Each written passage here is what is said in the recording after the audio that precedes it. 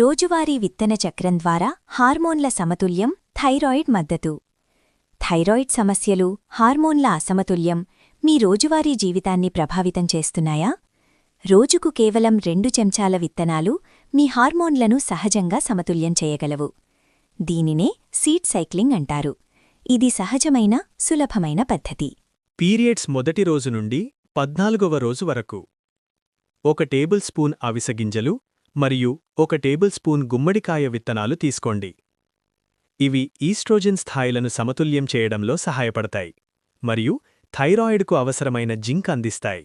15వ రోజు నుండి పీరియడ్స్ వచ్చే వరకు 1 టేబుల్ స్పూన్ సన్ఫ్లవర్ విత్తనాలు మరియు 1 టేబుల్ స్పూన్ నువ్వులు తీసుకోండి. వీటిలో ఉన్న విటమిన్ ఇ మరియు సెలీనియం ప్రొజెస్టిరాన్ మద్దతు ఇస్తాయి, థైరాయిడ్ పనితీరును మెరుగుపరుస్తాయి.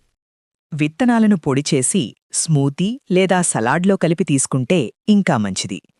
సహజంగా హార్మోన్లను సమతుల్యం చేయాలంటే ఈరోజే సీడ్ సైక్లింగ్ ప్రారంభించండి.